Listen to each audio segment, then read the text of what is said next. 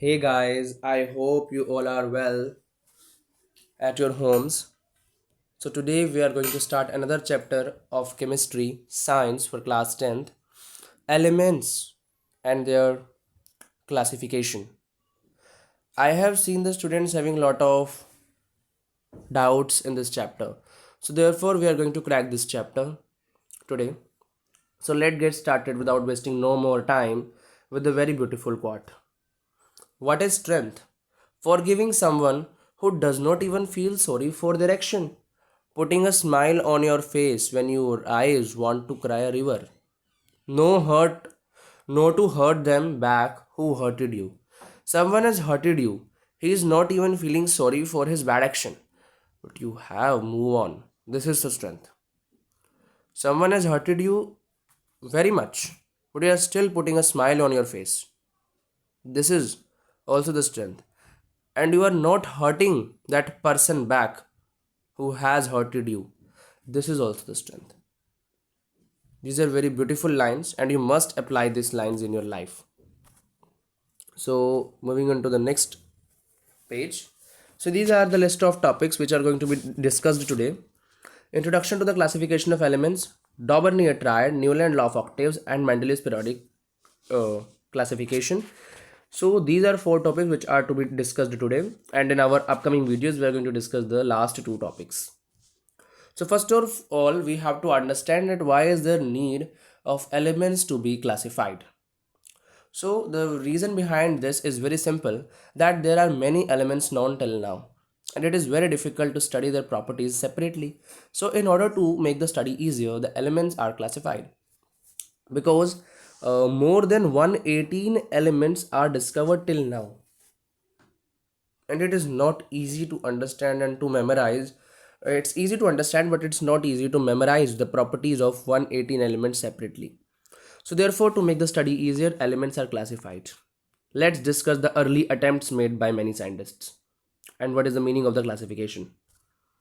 What is classification? Meaning of classification is very simple. Classification is grouping of similar elements together and separating them from dissimilar ones.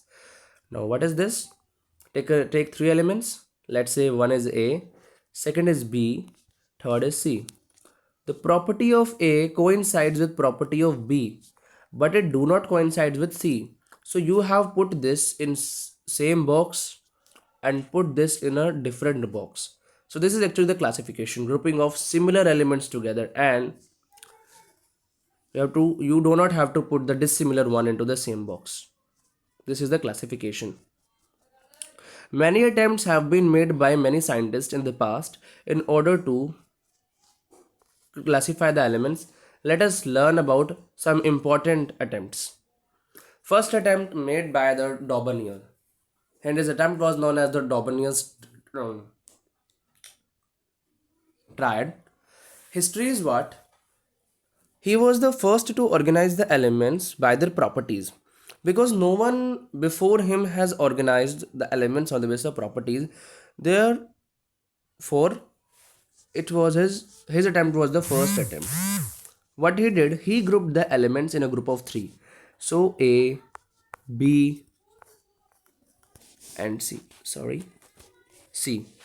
So he has made a group of three elements, which he called a triad.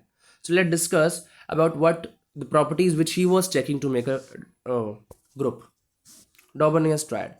So according to it, when elements are arranged in the order of their increasing atomic masses, a group of three elements having similar properties are obtained. So what is there?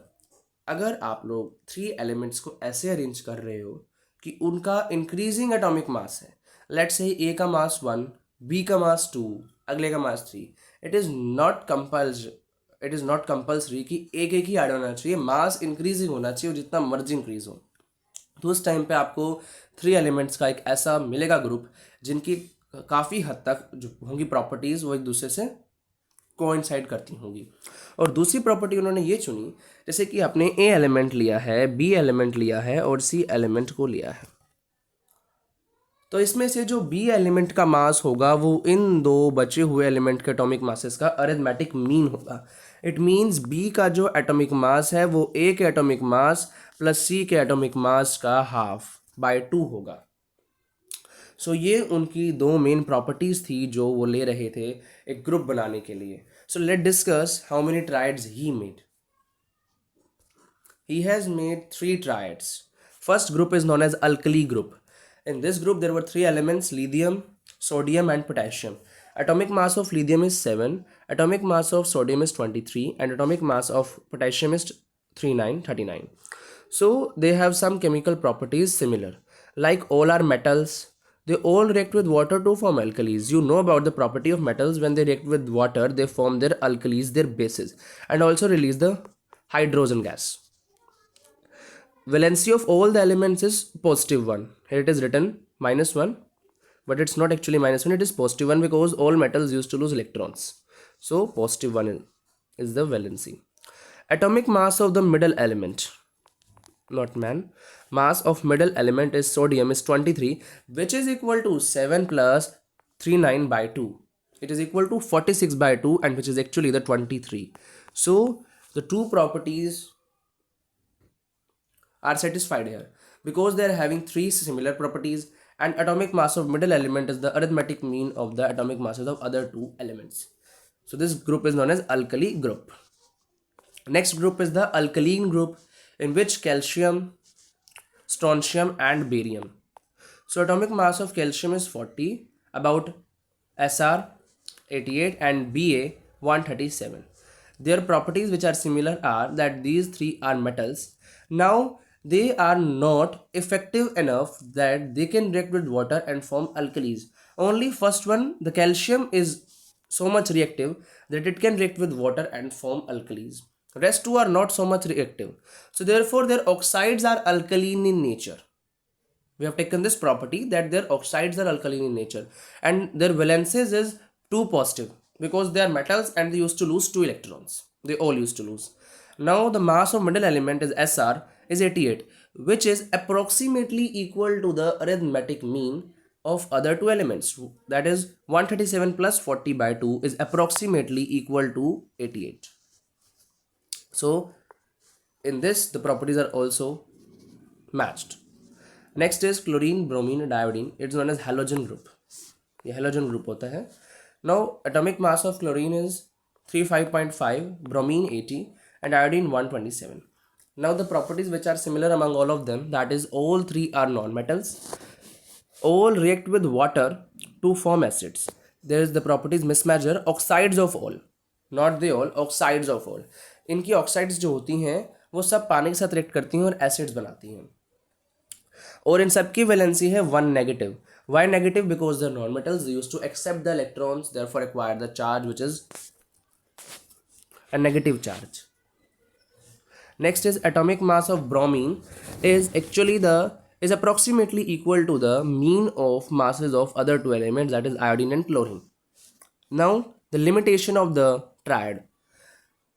Mr. Daubeney was only able to arrange elements 9. वो सिर्फ 9 elements को कर पाए थे because उन्होंने 3 ही बनाए थे triads. उसके बाद वो ऐसे जो ये कंसिडर कर रहे थे प्रॉपर्टीज़, उन्हें किसी और ट्राइड में नहीं मिली क्योंकि उस टाइम पर सिर्फ 30 एलिमेंट्स ही नॉन थे.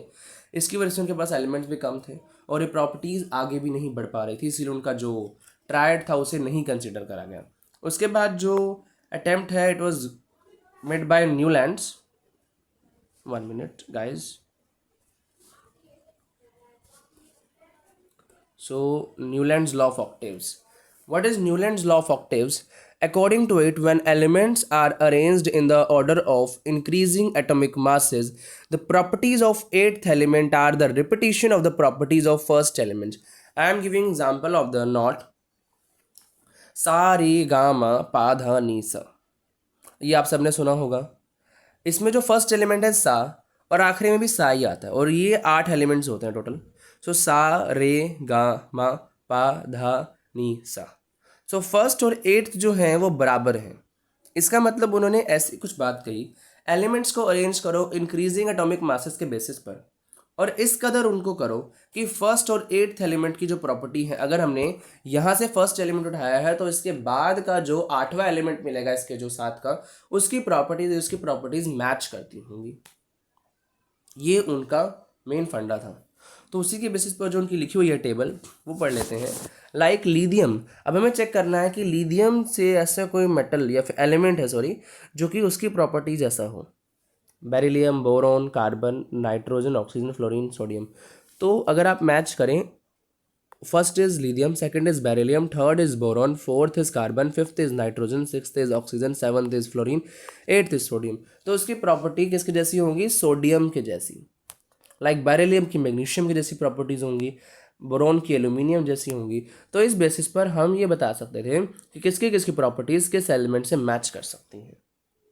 ठीक है, next this is same thing here. According to this properties of eighth element, sodium की किससे होनी चाहिए? लिथियम से। नेक्स्ट, इनके जो बनाया गया था इनका, इसकी लिमिटेशन क्या है न्यूलैंड लॉ ऑफ ऑक्टेव्स की? सो इसकी बेसिकली टू मेन लिमिटेशंस हैं। First limitation, he could classify elements up to calcium. When he was doing this classification, at that time 56 elements were known, and he was only able to classify element up to atomic number 20, calcium. Second limitation is this: he predicted that 56 elements existed in nature and no more elements will be going to discover. दूसरी ये थी कि उन्होंने बोल दिया कि 56 elements ही हमारे जो है इस नेचर में एग्जिस्ट करते हैं, इससे ज़्यादा है ही नहीं, इसीलिए मेरा दिया गया क्लासिफिकेशन बेस्ट है, इसे ही माना जाना चाहिए। ये भी इनकी एक लिमिटेशन है, इसीलिए इनका जो ये न्यूलैंड लॉ ऑफ ऑक्टेव्स था इसको भी सही नहीं बताया गया। Next classification was done by Mendeleev. Mendeleev was the one who came up with the concept of the periodic table. Now, what is the periodic table? Periodic table is a chart of elements prepared in such a way that elements having similar properties occur in the same vertical group. Now, what is the main concept here? That ये कैसा elements का बनाया गया chart है जिसमें कि इस प्रकार हमने एलिमेंट्स को अरेंज करा है कि जिन एलिमेंट्स की सिमिलर प्रॉपर्टीज होंगी वो एक वर्टिकल ग्रुप में लाई करेंगे। Now what is vertical group, and that is I am going to discuss with you later. So अगर हम ऐसे चलते हैं वर्टिकली, इसको इन्होंने नाम दिया ग्रुप, और हॉरिजॉन्टल जा रहे हैं तो इन्होंने नाम दिया इसको पीरियड्स। ठीक है, तो उनके जो पीरियोडिक टेबल में ऐसी क्लासिफिकेशन की गई थी कि अगर हम लोग ऊपर से नीचे जा रहे हैं तो उस वाली चीज़ को हमने कहा ग्रुप, और अगर हम जा रहे हैं लेफ्ट टू राइट तो उसको उन्होंने कहा पीरियड्स। अब उनके इस पीरियोडिक टेबल में ग्रुप्स एंड पीरियड्स का नंबर आपको पता होना चाहिए। 8 ग्रुप थे और 7 पीरियड थे। सो मेंडलीव पीरियोडिक टेबल में 8 ग्रुप हैं और 7 ही पीरियड हैं। ठीक है, अब यहाँ पर हमको एक नया वर्ड देखने को मिलता है। Just 1 second, I am writing the word here, I have to change the colour of the pen. Periodicity, Periodicity. What is periodicity? This is very important word because इसी के बेसिस पर ही जो इनका लॉ है वो हमें समझ आएगा। तो periodicity क्या होता है? Just its mean the repetition. So repetition, periodicity का मतलब क्या होता है? Repetition of similar elements after a regular intervals.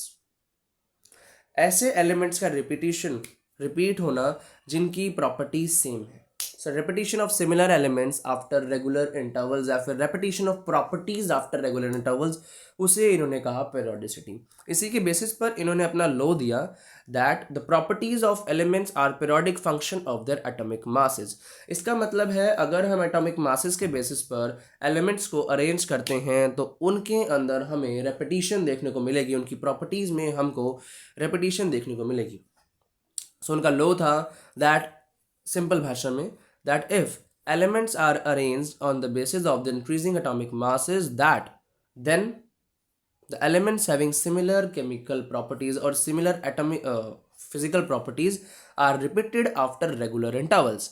Now there is a one most important question कि उन्होंने कौन सी फिजिकल प्रॉपर्टी ले रहे थे और कौन सी प्रॉपर्टीज वो कर रहे थे चेक। तो physical property he was taking atomic masses, कि एटॉमिक मासेस का इंक्रीजिंग ऑर्डर ले रहे थे, एंड केमिकल वो ले रहे थे ऑक्साइड्स, कि कौन कैसी ऑक्साइड्स बना रहा है। 1 minute, I have to change the colour of the pen.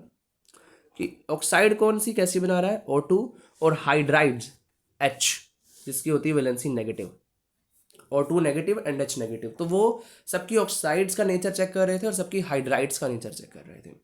अब जो ऊपर दिए गए हैं इसमें कितने पीरियड्स हैं, 7 पीरियड्स एंड 8 ग्रुप्स हैं। इनमें से जो ग्रुप 7 हैं, these are for normal elements and 1 group is for inner transitions and metalloids, you can say, उनके लिए रखा गया था। हालांकि उस टाइम पर ऐसी कुछ बात नहीं हुई थी मेटालॉइड्स की, बट ये एलिमेंट्स थे, इनर ट्रांजिशन एलिमेंट्स, इनकी बात हुई थी, तो इनके लिए उन्होंने एक ग्रुप अलग रखा था। नेक्स्ट, यहाँ पर एक बहुत अच्छी बात है कि इस टाइम पर एलिमेंट्स नॉन थे 63, बट उन्होंने अपनी इस प्रॉपर्टी के बेसिस पर इतनी ज़्यादा प्रेडिक्शंस करी थी। जैसे कि उन्होंने बताया था कि कुछ एलिमेंट्स हैं वो नए होंगे डिस्कवर, और उसके लिए उन्होंने अपने टेबल में 3 गैप्स भी लेफ्ट किए थे। 3 एलिमेंट्स उन्होंने बता दिए थे कि ये होने वाले हैं डिस्कवर, क्योंकि जब वो अरेंज कर रहे थे तो उनको दिख रहा था कि एटॉमिक मास मान लीजिए 14 है और अगले एलिमेंट का एटॉमिक मास 16 है। इसका मतलब बीच में एक ऐसा एलिमेंट लाई करता है जिसका एटॉमिक मास होगा 15। तो इसीलिए उन्होंने उस एलिमेंट के लिए भी छोड़ के रखा गया कि यहाँ पर जरूर एक एलिमेंट आएगा। So let's going to discuss about the merits of this table. So what are the merits of his table? First of all, he was the one who grouped the element on the basis of atomic masses and came up with the concept of this periodic table. Second merit of this table was he left gaps for undiscovered elements. Now ऐसे elements जो discover नहीं हुए थे वो हैं scandium, gallium and germanium, और उन्होंने इन 3 elements के नाम भी रखे। This is the most important question, क्योंकि नाम पूछने को आते हैं कि आपको एलिमेंट्स के नाम बताने हैं। तो जो नाम है स्कैंडियम का रखा गया था एका बोरोन, गैलियम का रखा गया था एका एल्यूमिनियम, और जर्मेनियम का रखा गया था एका silicon. You have to write it in your notebook. This is the most important point of the chapter about this table because it have been asked by CBSE many times. Frequently it have been asked. So name of the scandium which was given by Mendeleev is eka boron, gallium eka aluminium, and germanium is eka silicon. Next, he left a full group vacant for undiscovered inert gases. Inert gases noble gases होती हैं, helium, neon and argon. These are 3 main which you have to know. सो इनके लिए भी, इनके पूरे group के लिए भी उन्होंने एक पूरा ग्रुप खाली छोड़ा कि ताकि ये भी आ जाए। अब इम्पॉर्टेंट क्वेश्चन इज दैट कि जब कर रहे थे ये क्लासिफिकेशन उस टाइम पे इनर्ट गैसेस क्यों नहीं थी डिस्कवर्ड? तो वो इसलिए डिस्कवर्ड नहीं थी बिकॉज इनर्ट गैसेस किसी से रिएक्ट नहीं करती, they do not react with other elements, they are unreactive and also they are present in the atmosphere in very low concentration. इनकी जो कंसनट्रेशन थी उस टाइम पे एटमोसफेयर में वो काफ़ी कम थी, इसीलिए। Now most important question, why Mendeleev left gaps for undiscovered elements like scandium, gallium and germanium? He left the gaps for undiscovered elements so that these elements would be adjusted in this table without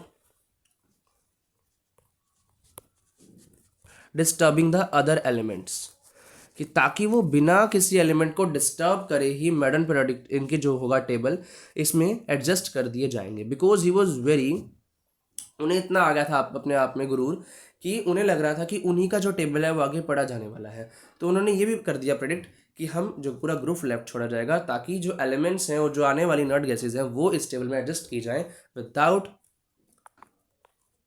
being other elements disturbed. Now other merits of this table, he could predict proportions of the several elements, properties, not proportion, properties।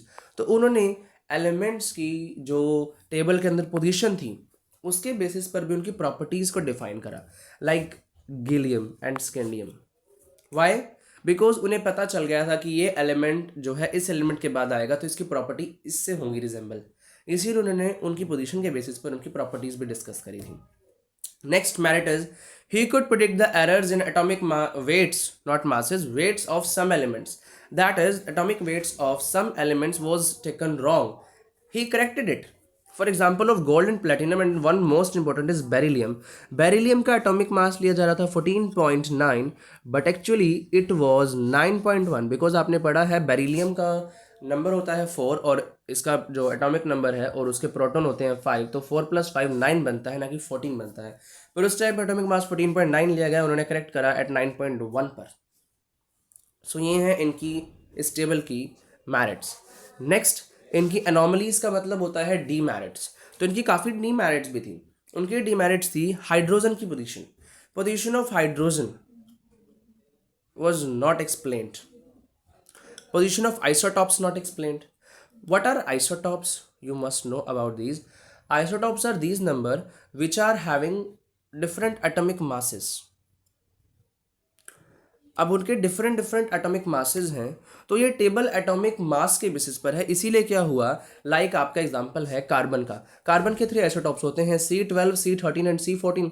इसका मतलब इसमें C के लिए for one element there are 3 slots, एक box, other box, another box, क्योंकि उसका atomic mass अलग है और उसने अरेंज ही इंक्रीजिंग एटॉमिक मासेस के बेस पर किया है। तो उन्होंने ये एक्सप्लेनेशन नहीं दी आइसोटॉप्स के बारे में कि उन्होंने क्यों ऐसा करा और उन्होंने एक बॉक्स में क्यों नहीं रखा। और भी कुछ एक्सप्लेनेशंस थी, बट हमारे जो अब की है टेबल, मॉडर्न पीरियोडिक टेबल में, उसमें इसको एक्सप्लेन किया गया है। लेकिन पोजीशन ऑफ हाइड्रोजन जो है उसे हम कहते हैं एनोमलस पोजीशन, क्योंकि ये हमारा जो आपका बना हुआ टेबल है मॉडर्न पीरियोडिक टेबल, ये उसकी भी डीमेरिट है, because which was made by the Niels Bohr's, he was also not able to explain that anomalous position of hydrogen, because hydrogen जो है अपनी प्रॉपर्टीज अल्कली मेटल्स के साथ भी शो करता है और ग्रुप 17 जो हमारा है हैलोजन ग्रुप, उनसे भी शो करता है। इसीलिए इसकी जो पोजीशन है रखी हुई इस टेबल में भी और आने वाली जो हम पढ़ेंगे टेबल, उसमें बताई गई है कि एक्सप्लेन नहीं है। नेक्स्ट डीमेरिट है इस टेबल का, wrong order of atomic mass could not be explained by the Mendeleevs. For example is this, argon का एटॉमिक मास 40 है, पोटेशियम का एटॉमिक मास है नॉट 30, इट इज 39। अगर पोटेशियम का मास 39 है और आर्गन का मास 40 है, तो पोटेशियम पहले आना चाहिए, it should be placed before the argon. But actually में जो है कि पोटेशियम जो है उसे प्लेस करा गया लेटर देन आर्गन। तो उन्होंने इसकी एक्सप्लेनेशन नहीं दी कि क्यों उन्होंने अपने लॉ को ही डिसओबे करा, कि उन्होंने wrong order of atomic mass चुना। Atomic mass increasing atomic mass लेना था, पर उन्होंने इंक्रीजिंग नहीं लिया इस टाइम पर। और एक और एग्जांपल है cobalt and nickel. One minute I am showing you here, see cobalt का एटॉमिक मास है 58.93 हेयर एंड निकल का है 58.71, बट फिर भी निकल बाद में आ रहा है और कोबाल्ट पहले आ रहा है, जबकि कोबाल्ट को अपने एटॉमिक मास ज़्यादा होने की वजह से बाद में आना चाहिए। सो इस जो रॉन्ग ऑर्डर था एटॉमिक मास का, इस ऑर्डर को उन्होंने एक्सप्लेन नहीं करा।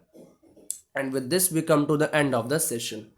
आई hope you have understood the whole chapter and we are just left with the one concept of the last table, the modern periodic table, which is very important. So thank you guys, it's time for bye bye. I'm sorry I am coming late, very late after my last video, but this was necessary, and this video is very, I think this video will be very helpful, and if you understand the concept, then please like, share and subscribe to my channel if you haven't. Bye bye guys. And my next video I will be uploading within 2 or 3 days about the next concept. Bye guys.